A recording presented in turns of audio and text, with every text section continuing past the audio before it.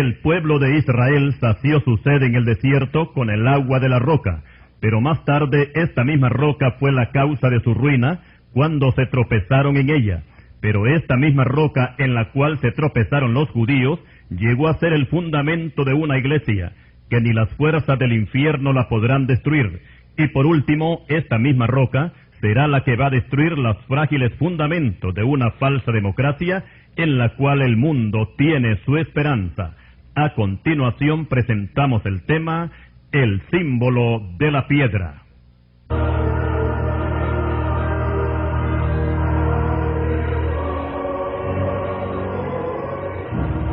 Para respaldar esta enseñanza, vamos a tomar el pasaje de Mateo 21, versículo 44, que dice así: Y el que cayere sobre esta piedra será quebrantado, y quien sobre ella cayere le desmenuzará. Tanto en el Antiguo como en el Nuevo Testamento se hace mención del Mesías de Israel, el cual es presentado con diferentes títulos y nombres, y también con algunos símbolos. Y uno de estos símbolos es la roca. Y esta roca, que es nuestro Señor Jesucristo, desempeña tres funciones. Primero, con relación al pueblo de Israel. Segundo, con relación a la iglesia. Y tercero, con relación a los gentiles. Más adelante explicaremos en detalle la participación de cada uno de estos grupos. En la Biblia encontramos tres palabras con el mismo significado y son las siguientes: la peña, la piedra y la roca. En el Salmo 40, versículo 2, leemos: Y me hizo sacar del pozo de la desesperación, del lodo cenagoso, puso mis pies sobre peña y enderezó mis pasos. Aquí la peña se refiere a Cristo. En el Salmo 61, versículo 2, leemos: Llévame a la roca que es más alta que yo. Aquí la roca que es más alta que todos nosotros también se refiere a Cristo. El apóstol Pablo menciona al Señor Jesucristo como la roca que dio de beber agua al pueblo de Israel en el desierto. Primera de Corintios 10, versículo 4. Y por último tenemos la piedra, que también identifica a Cristo cuando leemos: Este Jesús es la piedra reprobada por vosotros los edificadores, la cual ha venido a ser cabeza del ángulo. Hechos 4, versículo 11. También el profeta Daniel hace mención de una piedra que fue cortada no con mano y que golpeó a la imagen que tenía pies de hierro con barro cocido y la desmenuzó. Esta es una interpretación que dio el profeta con respecto a un sueño que tuvo el rey de Babilonia, donde vio una gran imagen compuesta por 4 metales: oro, plata, bronce y hierro, representando a 4 gobiernos gentiles, los cuales serían destruidos por una piedra que golpearía los pies de la imagen, simbolizando con esto el fin de los gobiernos gentiles. Y esa piedra que golpea simboliza al Señor Jesucristo en su segunda venida. Y así hemos dado a conocer estas 3 definiciones sobre estas 3 palabras: la peña, la roca y la piedra, y que las 3 apuntan directamente al Señor Jesucristo. Y haciendo un resumen, los judíos se tropezaron en la piedra cuando rechazaron a Cristo como su Mesías, pero la iglesia puso esta misma piedra como su fundamento, y los gentiles serán aplastados por esta misma piedra, y eso va a suceder cuando Cristo venga por segunda vez al final de la gran tribulación. Cuando nuestro Señor Jesucristo hizo su aparición en el mundo, fue conforme al cumplimiento de las profecías, ya que todos los profetas, en una forma directa o indirectamente, anunciaron su venida. También anunciaron su ministerio, su rechazo que tuvo de parte del pueblo de Israel, su sacrificio en la cruz y su gloriosa resurrección. Cristo mismo se lo dijo a los caminantes de Emaús, que era necesario que se cumpliese todo lo que estaba escrito de él en la ley de Moisés, en los profetas y en los salmos. Lucas 24, 44. Conforme a estas palabras, la nación de Israel era quien tenía más y mejor conocimiento de que el Mesías iba a venir al mundo, y precisamente que cuando vino el cumplimiento del tiempo, Dios envió a su Hijo, nacido de mujer y nacido bajo la ley. Gálatas 4, versículo 4.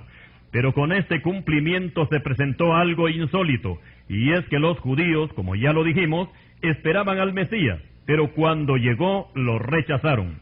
Dice la Escritura que a lo suyo vino y los suyos no le recibieron. Juan 1:11.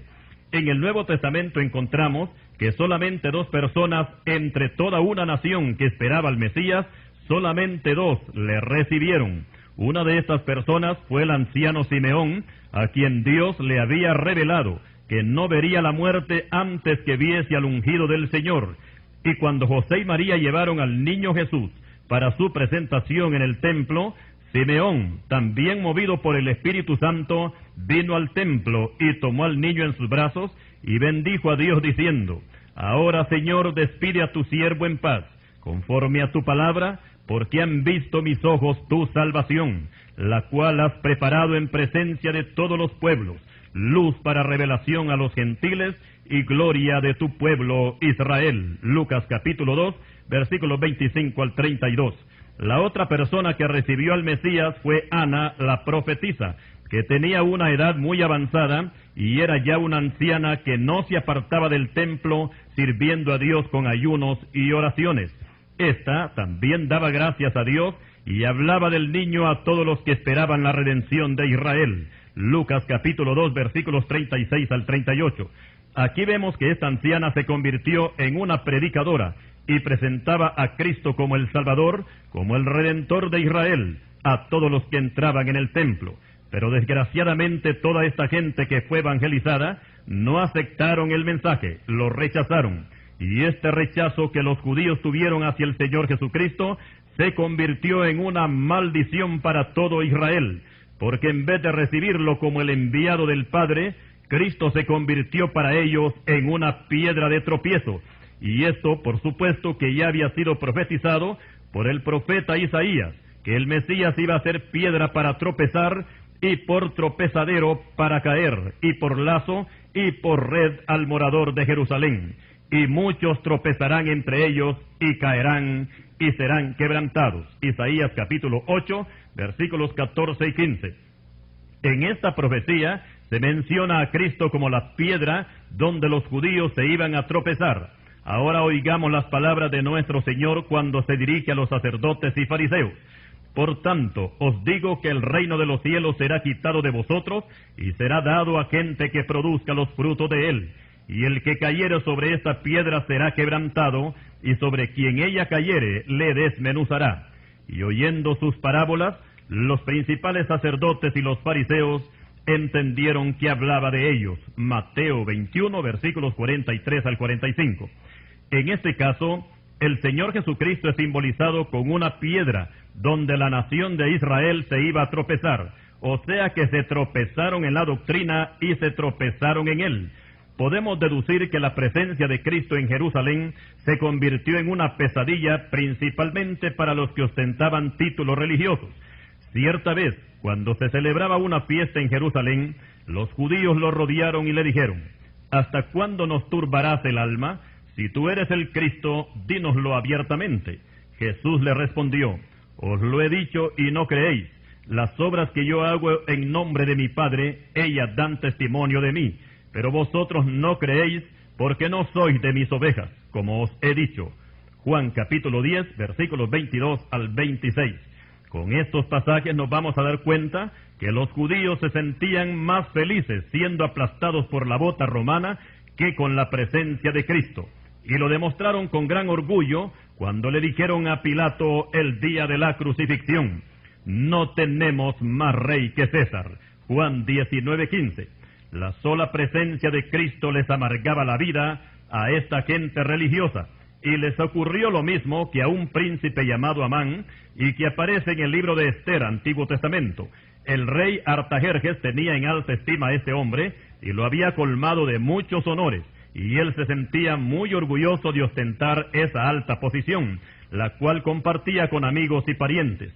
Pero toda esa gloria, decía él, se le venía abajo por causa de un judío llamado Mardoqueo, porque éste siempre estaba a la entrada del palacio del rey, por donde obligadamente tenía que pasar Amán, y Amán detestaba a Mardoqueo porque éste no le hacía ninguna reverencia cuando pasaba frente a él. Y un día contaba a su mujer y a unos amigos todo lo bien que le iba en el palacio, pero toda su charla la remató con estas palabras: pero todo esto de nada me sirve cada vez que veo al judío Mardoqueo sentado a la puerta del rey. Libro de Esther, capítulo 5, versículos 9 al 13. Si usted lee detenidamente esta historia, se va a dar cuenta que Mardoqueo no abría su boca delante de Amán. Era la presencia de él lo que le amargaba la vida. Y lo mismo sucedía con los judíos cuando miraban a Cristo. ¿Hasta cuándo nos turbarás el alma?, le decían. Ellos no creyeron en él y por tanto se tropezaron, y ese tropezón les estuvo bien caro, principalmente cuando ellos se hicieron responsables de su muerte y le dijeron a Pilato: su sangre sea sobre nosotros y sobre nuestros hijos. Mateo 27, versículo 25.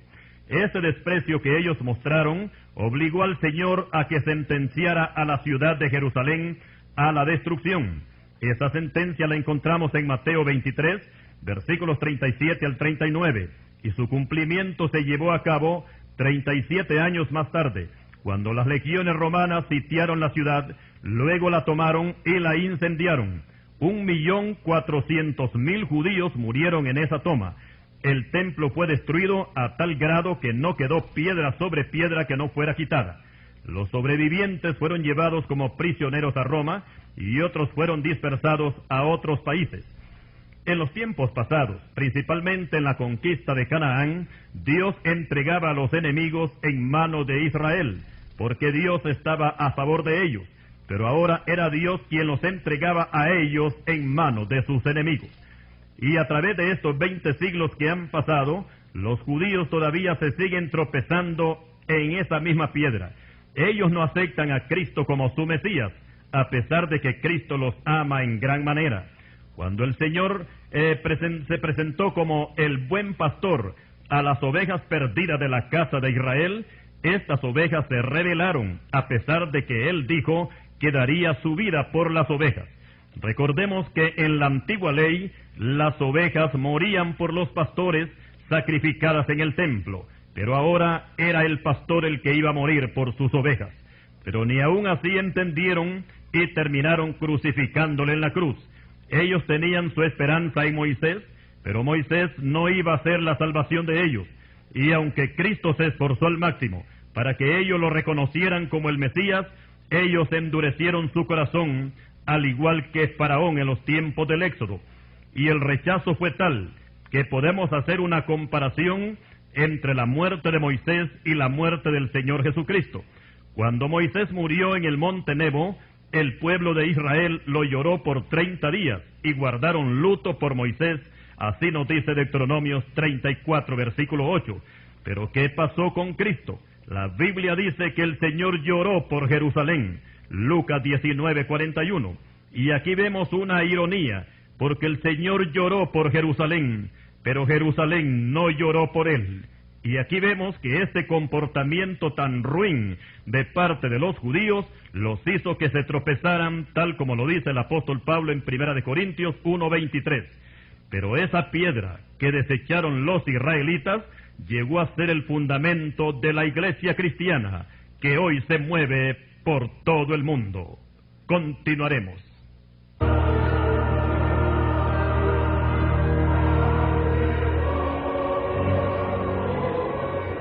Anteriormente mencionamos a Cristo simbolizado con una roca en su relación con el pueblo de Israel, pero por cuanto lo rechazaron, el Señor se convirtió en una piedra de tropiezo para ellos. 1 Corintios capítulo 1, versículo 23. Ahora vamos a tratar este mismo simbolismo, o sea, a esta misma roca, como fundamento de la iglesia. El apóstol Pablo nos dice que nadie puede poner otro fundamento que el que está puesto, el cual es Jesucristo. 1 Corintios, capítulo 3, versículo 11. Esto quiere decir que toda doctrina que hable de salvación y no tiene este fundamento, no se tiene que tomar en serio, y por consiguiente tiene que ser una doctrina falsa.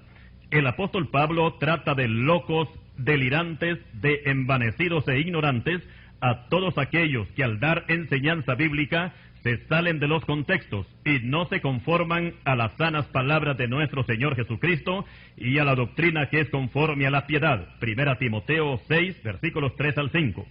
En otro pasaje encontramos que nosotros los cristianos redimidos con la sangre de Cristo estamos edificados sobre el fundamento de los apóstoles y profetas, siendo la principal piedra del ángulo Jesucristo mismo, en quien todo el edificio bien coordinado va creciendo para ser un templo santo al Señor. Efesios 2, versículos 20 y 21. Aquí explicamos que cuando se habla de fundamento, se está hablando de doctrina, y es natural que la doctrina no era de los apóstoles y los profetas, sino de Cristo.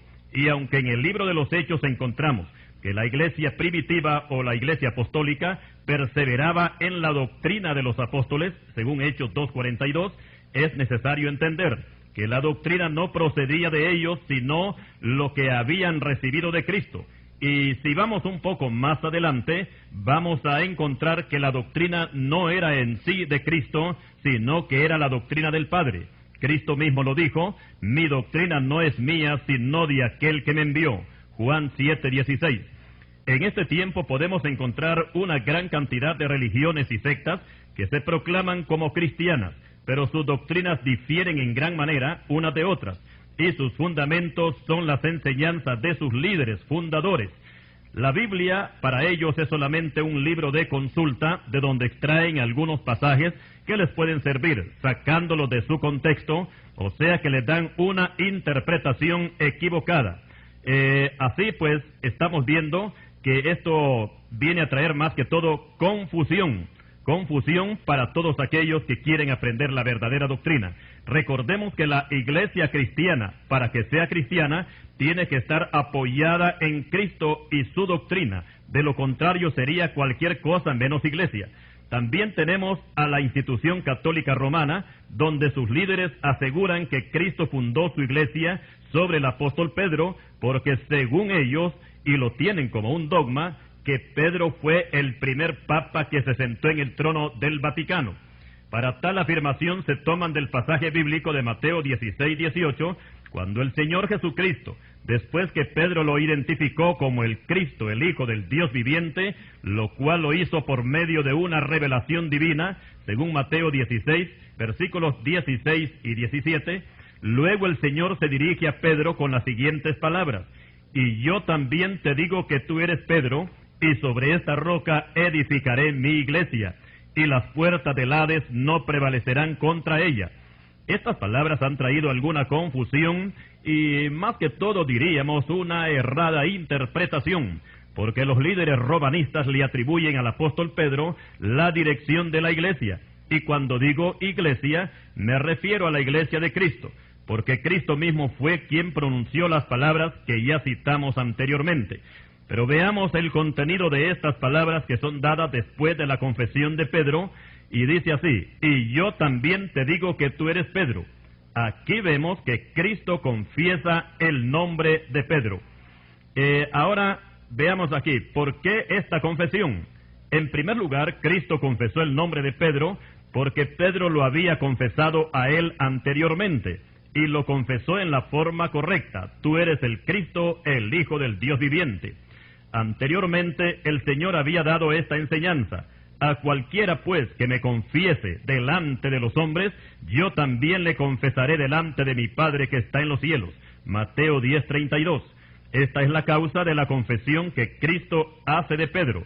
Ahora viene la siguiente frase: y sobre esta roca edificaré mi iglesia. Aquí el Señor está dando a entender que Él va a edificar su propia iglesia, la cual va a tener un fundamento, y ese fundamento es el Señor mismo. Leamos de nuevo la frase: y sobre esta roca. Esto quiere decir sobre esta confesión, Pedro, que tú has dado, que yo soy el Cristo, el Hijo del Dios viviente. Yo edificaré mi iglesia. En este caso, es el Señor quien toma toda la responsabilidad, porque todo lo que hace la iglesia lo hace en el nombre de Cristo, no en el nombre de Pedro, porque Pedro no es Dios, y como hombre tuvo que morir, y hasta este día no se ha levantado de entre los muertos. Por tanto, si la iglesia descansara en Pedro, como su fundamento hace siglos que hubiera desaparecido. Por otra parte, el Señor nunca colocó a Pedro como jefe o cabeza de los apóstoles, aunque tenemos que admitir que cuando los discípulos son mencionados, por lo general siempre aparece Pedro encabezando la lista, pero esto no quiere decir que él tenía mando sobre los demás. Cierta vez el Señor los reunió y les dijo: sabed que los gobernantes de las naciones se enseñorean de ellas, y los que son grandes ejercen sobre ellas potestad. Mas entre vosotros no será así, sino que el que quiera hacerse grande entre vosotros será vuestro servidor, y el que quiera ser el primero entre vosotros será vuestro siervo. Mateo 20, versículos 25 y 26. A pesar de todo esto, el Vaticano siempre le otorgó a Pedro el título de el primer papa, y aún el trono donde se han sentado todos los papas se le ha bautizado como el trono de San Pedro. El asunto es que ni la Biblia ni la historia secular hacen mención de que Pedro estuviera alguna vez en Roma. Además, dentro de los dogmas católicos está el de la infalibilidad, o sea que el Papa no puede equivocarse en lo que dice o lo que hace. Sin embargo, Pedro se equivocó muchas veces. Cierta vez se le ocurrió darle un consejo al Señor de que por ningún motivo se enfrentara a la muerte en la cruz, ni a los padecimientos que le iban a causar los judíos. Pero Cristo no le agradeció ese consejo, antes bien le dio un trato un poco fuerte. Veamos con quién lo comparó.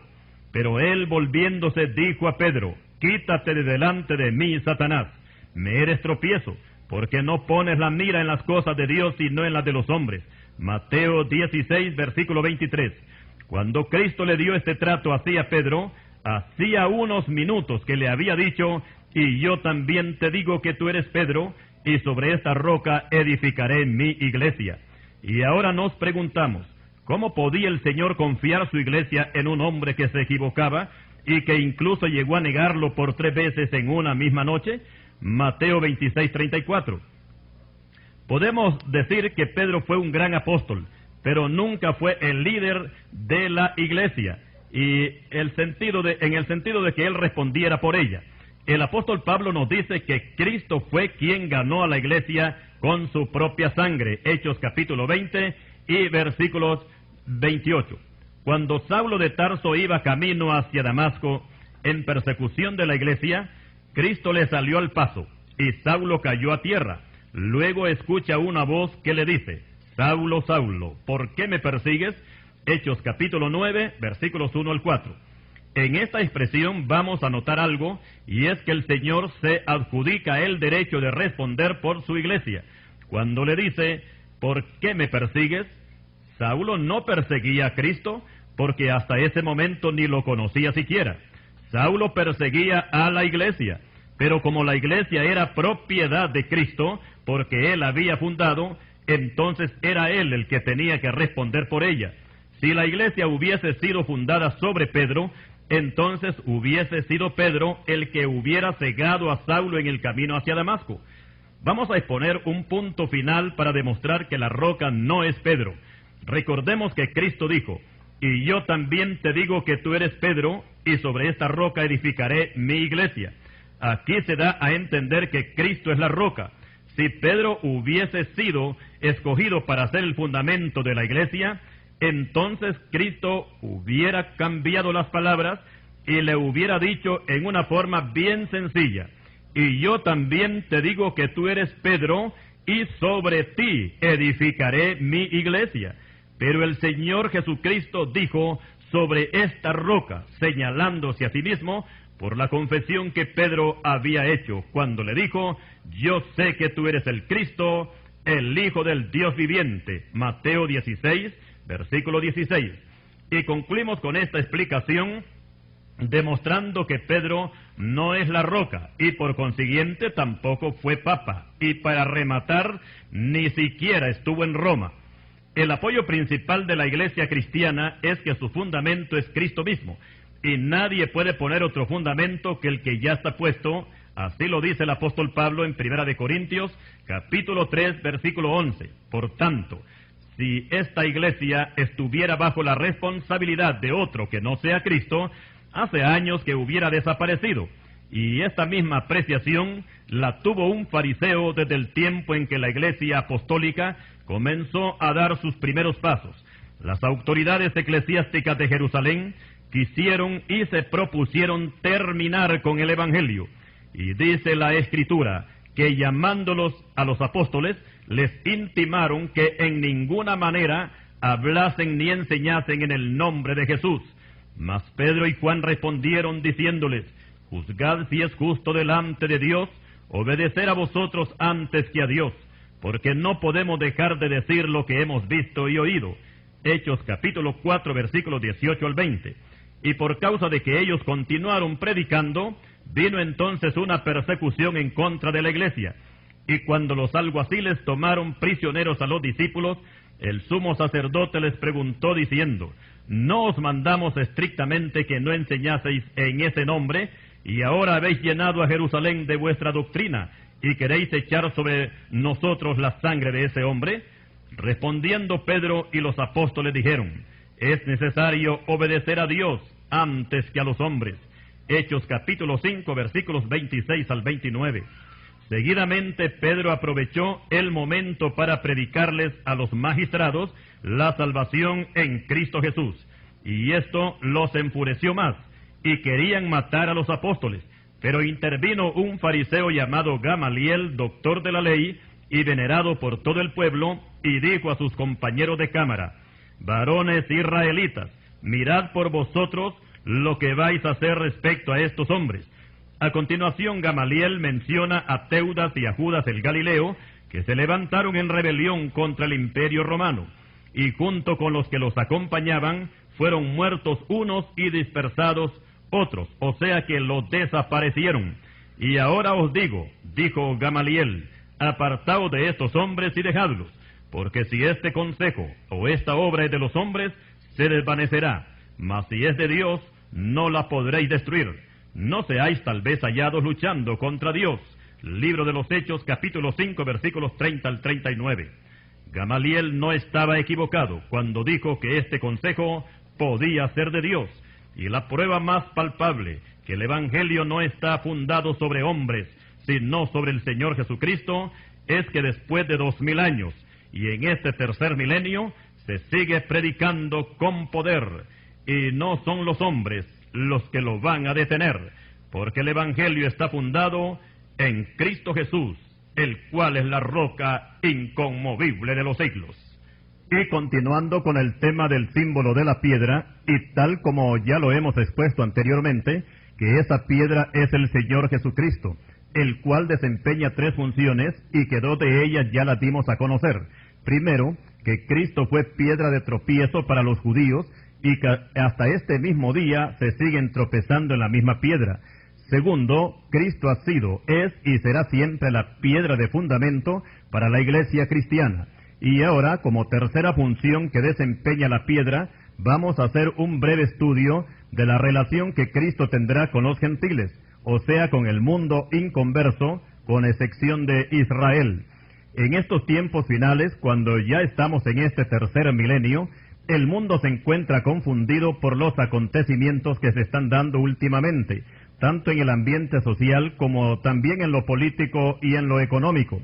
Y por supuesto también las señales de la naturaleza o fenómenos naturales como los ocurridos en Centroamérica a finales de octubre de 1998 por el huracán Mitch, siendo Honduras la más afectada en sus 18 departamentos, sufriendo pérdidas humanas con más de 6,000 muertos, y toda la estructura de la nación fue afectada en gran manera.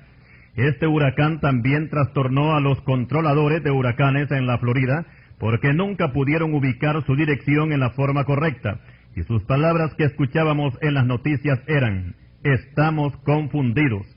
En cierto sentido podíamos aplicar el pasaje bíblico en forma literal de lo que nos dice proféticamente Lucas capítulo 21, versículos 25 y 26, que dicen así: entonces habrá señales en el sol, en la luna y en las estrellas, y en la tierra angustia de las gentes confundidas a causa del bramido del mar y de las olas, desfalleciendo los hombres por el temor y la expectación de las cosas que sobrevendrán en la tierra, porque las potencias de los cielos serán conmovidas.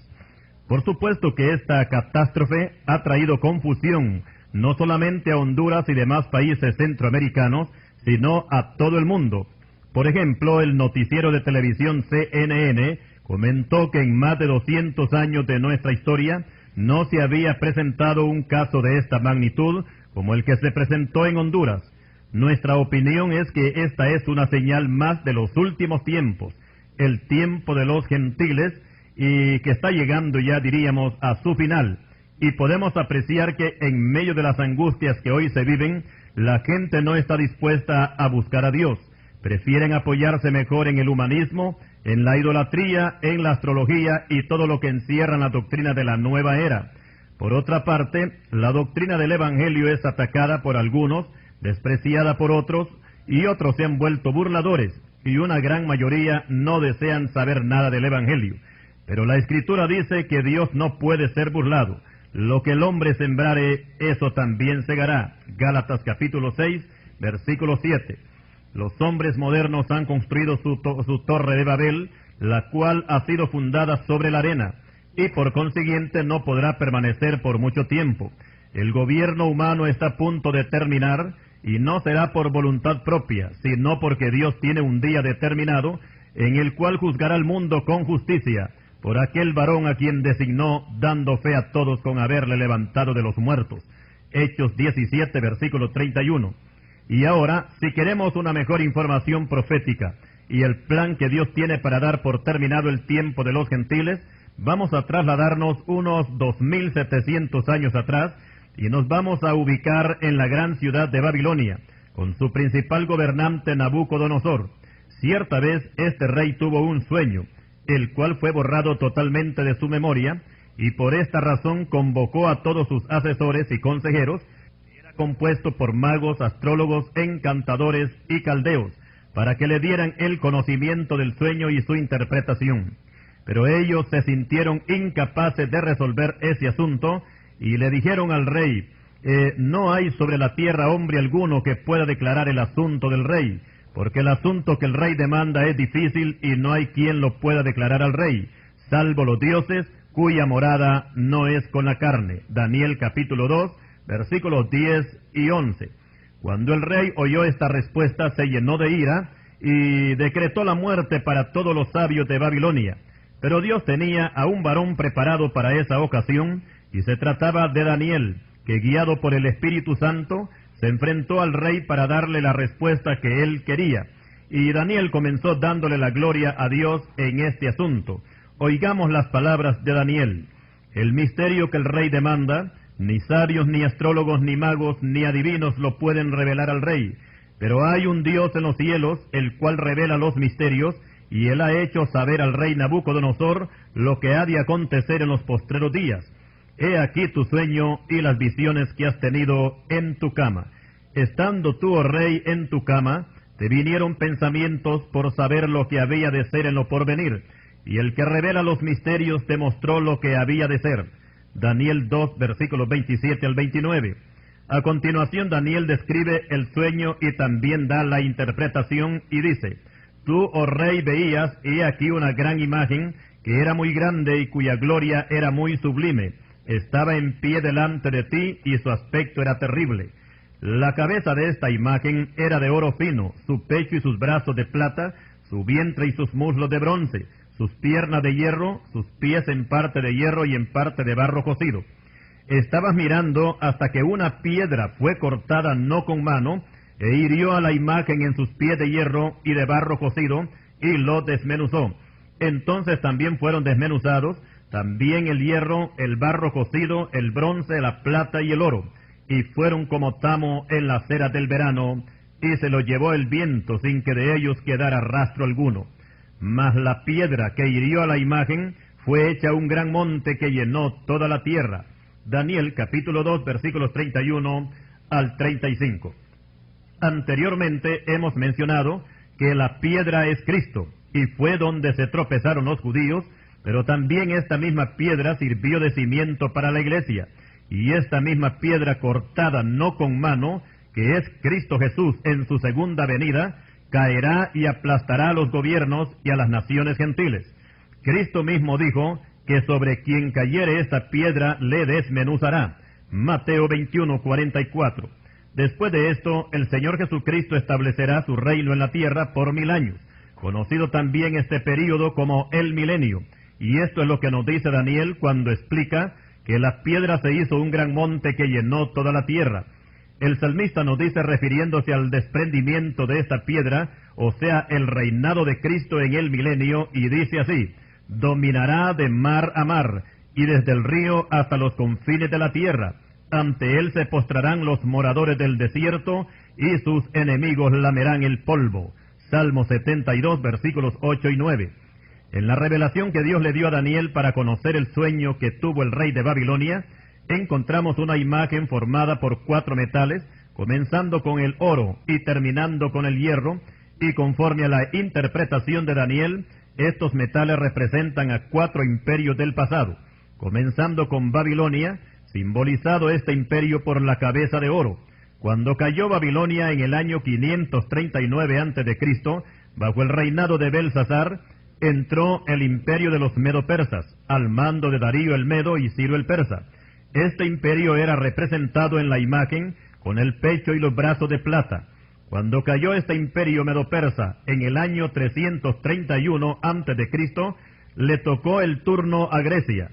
Los ejércitos greco-macedónicos, al mando de Alejandro Magno, derrotaron a los medo-persas y Grecia ocupó su lugar. Este imperio estaba representado en la imagen con el vientre y los muslos de bronce. Según la historia, los soldados de Alejandro eran conocidos como los hombres de bronce. Pero habían otros que esperaban también su turno, y en el año 65 a.C. cayó el imperio griego para dar paso al imperio romano, representado simbólicamente en la imagen con las piernas y pies de hierro. Y era este imperio el que gobernaba cuando nuestro Señor Jesucristo nació en Belén de Judea.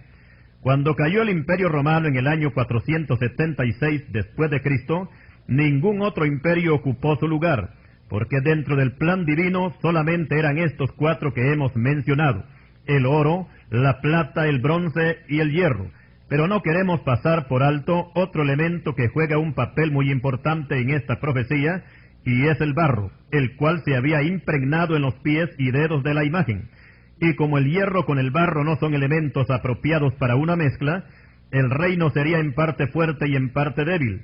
Recordemos que el barro no estaba incrustado en las piernas de la imagen, y esas piernas representan la dureza con que actuaron los romanos, tanto con la gente civil como en contra del cristianismo. Pero es digno de notar que después de la caída de Roma, quedaron algunos residuos de hierro impregnados de barro, y aquí hablamos de los pies y de los dedos, de los cuales hablaremos más adelante. Y ahora vamos a explicar que cuando hablamos de la caída de estos imperios, no estamos hablando de su desaparición total, sino de su liderazgo, de su dominio y poder que ejercían sobre los pueblos conquistados, porque las costumbres, las culturas y las religiones siguieron funcionando en la misma forma que antes. Ejemplos tenemos con la Babilonia antigua, que hoy funciona con el nombre de Irak. En asuntos de religión, Roma adoptó la religión babilónica en una forma total e íntegra, y hasta este día el Vaticano tiene lleno al mundo entero de idolatría babilónica. Y como podemos ver, Babilonia cayó, pero no desapareció. El imperio persa cayó, pero no desapareció. Su territorio lo ocupa la nación de Irán en el Medio Oriente. El imperio griego, que aparece en la imagen como el bronce, cayó, pero no desapareció. Su idioma, su cultura y su filosofía permanecen hasta el día de hoy. Para el caso, los Juegos Olímpicos fueron inventados por los griegos, y hasta este día las Olimpiadas se siguen practicando en los principales países del mundo. La filosofía nació en Grecia, y hoy se sigue enseñando en las universidades para preparar a los futuros profesionales. Y el idioma griego también se sigue estudiando para comparar así los escritos del Nuevo Testamento. Por su parte, Roma cayó, pero su pornografía sigue activa. La religión romana sigue activa hoy más que nunca.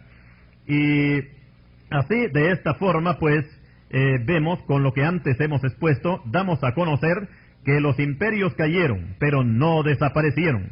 Ahora vamos a analizar la parte inferior de la imagen, que son los dedos de los pies, los cuales son de hierro, pero también están impregnados de barro cocido.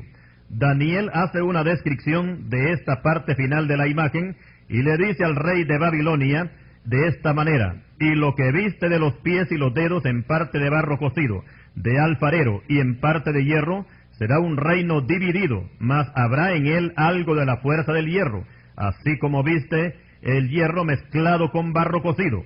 Y por ser los dedos de los pies en parte de hierro y en parte de barro cocido, el reino será en parte fuerte y en parte frágil. Así como viste el hierro mezclado con barro, se mezclarán por medio de alianzas humanas, pero no se unirán el uno con el otro, como el hierro no se mezcla con el barro. Daniel capítulo 2, versículos 41 al 43. Lo que Daniel nos quiere decir con esta declaración es que el imperio romano iba a tener un resurgimiento a través de los 10 dedos de los pies de la imagen, y esto sería para el tiempo final. Recordemos que el antiguo imperio romano era representado por las piernas de hierro, y los pies y los dedos no son de otro metal, sino de hierro, nada más que aquí aparece el barro. ¿A quién representa este barro cocido? De esto hablaremos más adelante. Continuaremos.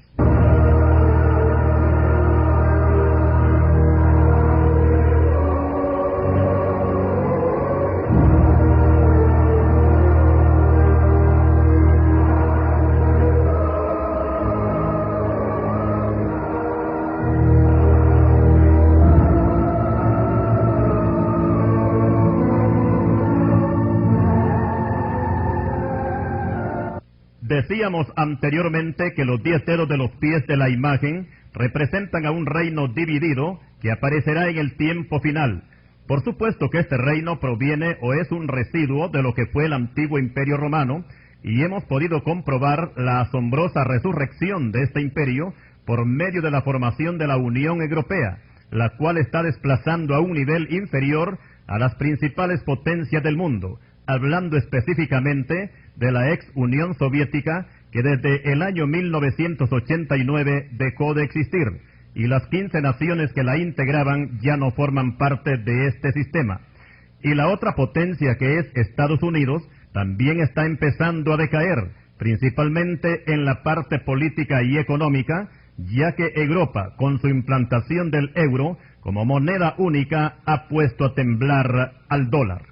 Bien, hemos hablado de los pies de hierro que representan a la Europa moderna, pero además del hierro, el profeta Daniel también vio barro pegado al hierro, y este barro simboliza a las democracias existentes. Ahora la pregunta es la siguiente: ¿qué es una democracia? Es un sistema de gobierno muy diferente a los gobiernos autocráticos del pasado, donde los pueblos eran gobernados por monarquías, o sea, por reyes, los cuales se sucedían de padres a hijos. En las democracias las cosas son diferentes en lo que respecta a gobierno. Por ejemplo, antes habían emperadores y reyes. Hoy han descendido a presidentes. A los reyes se les coronaba con coronas de oro. A los presidentes se les coloca una banda presidencial hecha de tela sobre el pecho. Los reyes se sentaban en tronos. Los presidentes se sientan en sillas. Los reyes no hacían ninguna propaganda para obtener el puesto. Los presidentes tienen que trabajar en campañas proselitistas para ganarse el voto. El período de los reyes en su gobierno era hasta que se morían gobernando. Los presidentes solamente duran en el puesto 4 años y en algunos países no más de 6 años. Y algunos ni cumplen su período de gobierno porque el pueblo que los puso los puede quitar. Máxime cuando no les cumplen sus exigencias, y no olvidemos que los candidatos presidenciales, cuando ganan la presidencia, después no cumplen la mayoría de las promesas que le hicieron al pueblo, y esa es una de las razones para que los pueblos se alboroten en el mundo.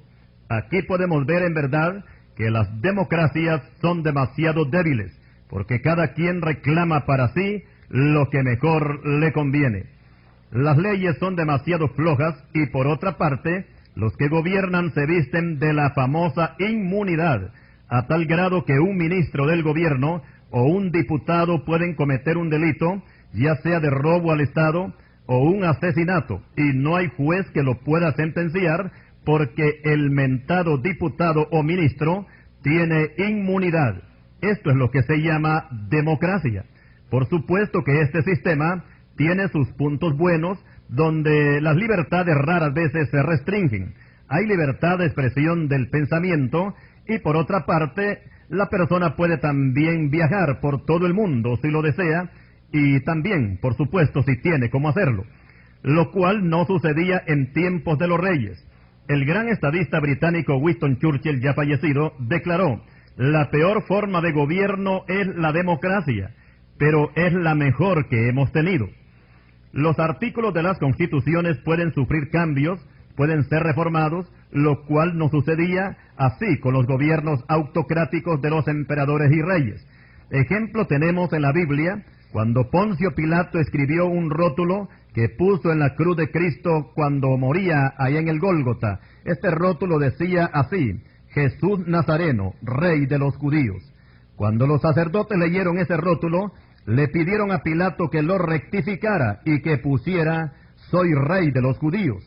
Pero el gobernador romano no les complació a los sacerdotes, sino que se limitó a contestarles: lo que he escrito, he escrito. Juan capítulo 19, versículos 19 al 22. Esto quiere decir que Pilato no estaba sujeto a una democracia. En este tiempo, Europa Occidental es el centro de las democracias en el mundo, ya que es la que representa al Imperio Romano revivido. Y tenemos que reconocer que de este pequeño continente han salido no solamente las formas de gobierno, sino también los lenguajes y las culturas modernas. Para el caso, todos los idiomas que se hablan en el mundo occidental, provienen de Europa. Por ejemplo, en los Estados Unidos se habla el inglés, pero este idioma no era el original de los indios Sioux, Cheyennes, Apaches y Pieles Rojas. El inglés vino de Inglaterra, que es parte de Europa. El español no era el idioma de los indígenas de América, vino de España, y España está en Europa. El portugués que se habla en Brasil vino de Portugal, y Portugal está en Europa. El idioma de los haitianos no es el español ni el inglés, sino el francés, el cual fue traído de Francia.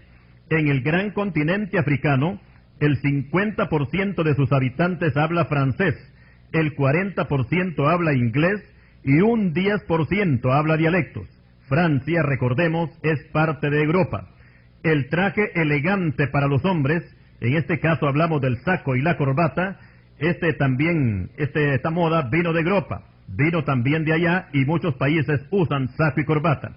Explicamos también que el 85% de los norteamericanos son europeos, el 15% restante lo forman latinos y negros. Y resumimos que Europa dentro de poco se convertirá en el centro del mundo y con su sistema democrático será la encargada de presentar al futuro gobernante mundial. Así es, la democracia es la última forma de gobierno en el mundo y es de donde surgirá el anticristo o la bestia. Y hay muchas razones para pensar así. En primer lugar, estamos analizando el Imperio Romano, que ha resurgido ya, y que con respecto a la profecía de las 70 semanas que se le dio al profeta Daniel, encontramos este pasaje bien importante que dice así: y después de las 62 semanas se quitará la vida al Mesías, mas no por sí, y el pueblo de un príncipe que ha de venir destruirá la ciudad y el santuario, y su fin será con inundación, y hasta el fin de la guerra durarán las devastaciones. Daniel 9:26. Aquí encontramos la frase, el pueblo de un príncipe que ha de venir. Este pueblo es Roma, que destruyó la ciudad de Jerusalén y el santuario, o sea, el templo en el año 70, o sea, diríamos 37 años después de la muerte de Cristo en la cruz. Pero de ese pueblo, Roma, iba a salir un príncipe. Pero aquí no habla de Tito, el que comandó las legiones romanas en aquel tiempo, sino del anticristo que ha de venir. Esto quiere decir que los gentiles, que son los que tienen el mando del mundo a través del sistema de la democracia, son los que presentarán a este gobernante mundial. Hemos dicho anteriormente que la democracia ofrece algunas libertades, pero si analizamos a fondo este sistema, nos vamos a dar cuenta que la democracia exige nuevos adherentes cada día. y al mismo tiempo no admite ninguna clase de oposición. Ejemplos tenemos con los países que todavía ostentan el sistema socialista, como lo es Cuba, que desde hace algunos años ha sido bloqueado por los países llamados democráticos, encabezados por Estados Unidos. Esto nos viene a decir algo, y es que al final la democracia se convertirá en una dictadura. Este sistema lo que busca es la unidad de las naciones, tal como se conoce a Europa en este tiempo, como la Europa unida. Y esta unidad lo que provoca es un alejamiento de Dios, tal como sucedió con los constructores de la Torre de Babel, que se propusieron hacerse un nombre, o sea, hacerse famosos, y se unieron para un plan en el cual Dios nunca estuvo de acuerdo, y los esparció Dios por toda la tierra después de confundir sus lenguas, dice Génesis capítulo 11. La democracia, simbolizada por el barro cocido, representa a las naciones gentiles, que de una y otra forma están ligadas a la Roma moderna, no solamente en el aspecto político, social y económico, sino también en lo religioso. Recordemos que el Vaticano está en Roma, y este estado de tan solo 44 kilómetros cuadrados, representado por el Papa, es quien pone de rodillas a todos los gobernantes del mundo. O sea que Roma domina en todo a todo el mundo. Pero la Biblia nos dice que todo esto tendrá un final. A veces el pueblo cristiano se inquieta y se pregunta que por qué son los impíos los que gobiernan el mundo, cuando la mayoría de ellos no obedecen a los mandamientos de Dios. Antes bien se oponen y hasta combaten a Dios. La palabra de Dios tiene la respuesta a todo esto, porque Dios tiene un plan ya trazado de lo que va a hacer con ellos. En el libro de Job, capítulo 9, versículo 24, encontramos que la tierra es entregada en manos de los impíos. Esto quiere decir que son ellos los que mandan, no los evangélicos creyentes. Por su parte, el salmista se hace una pregunta y dice: ¿hasta cuándo los impíos? ¿Hasta cuándo, oh Jehová, se gozarán los impíos? Salmo 94, versículo 3. Por su parte, el profeta Jeremías también plantea este mismo caso y dice: justo eres tú, oh Jehová, para que yo dispute contigo. Sin embargo, alegaré mi causa ante ti. ¿Por qué es prosperado el camino de los impíos y tienen bien todos los que se portan deslealmente? Jeremías 12, versículo 1. Para todas estas preguntas hay una respuesta y dice Dios: ay del impío, mal le irá, porque según las obras de sus manos le será pagado. Isaías 3:11. Dijimos anteriormente que hay un final para todo este sistema de gobierno impío que hoy conocemos, conocido proféticamente como los tiempos de los gentiles, tal como nos dice Lucas 21:24, cuando se habla de la segunda venida de Cristo y la gran tribulación que sufrirá el mundo en esos días, y donde Israel y Jerusalén serán parte activa de esta situación. El pasaje nos habla que Jerusalén iba a caer a filo de espada, y los sobrevivientes serían llevados cautivos a todas las naciones. Esto sucedió en el año 70 de la era cristiana, que Jerusalén fue pasada a espada.